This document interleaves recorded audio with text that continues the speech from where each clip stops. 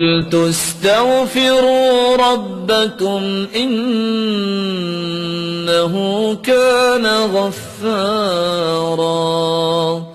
استغفار تم کر لو، سارے گناہ بھی اللہ معاف کر دیں گے، موسلادھار بارشیں بھی برسائیں گے، تمہارے پاس مال نہیں ہے تو مال بھی وافر دے دیں گے، اولاد کی نعمت نہیں ہے تو اولاد بھی دے دیں گے، تم سارے پھل تو کبھی کھائے نہیں تم نے زندگی میں، تم استغفار کرو اللہ تمہیں باغات کا ہی مالک بنا دے گا، تمہارے لیے نہریں جاری کر دے گا۔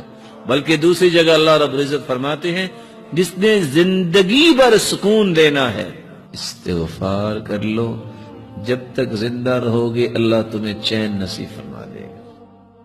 امام احمد بن حنبل رحمۃ اللہ علیہ گھر سے نکلے، مسجد پہنچے، کہتے ہیں کہ لیٹ ہو گیا ہوں، مسجد والے سے کہا مجھے کچھ آرام کا موقع دے دیجئے، کہا نہیں ہمارا نظام ہے، یہاں نہیں کچھ ہو سکتا۔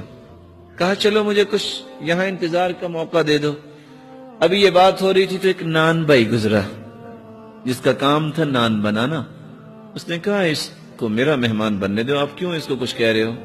گھر لے گئے، چارپائی پہ لٹایا اور خود آٹا لیا اور کیا کرتا ہے؟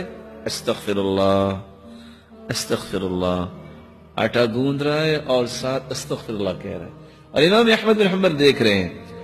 پوچھتے ہیں آپ کو استغفار نے کچھ فائدہ بھی دیا؟ کہتے ہیں جناب فقیر آدمی تھا، جب سے استغفار کیا مال سنبھالا نہیں جا رہا،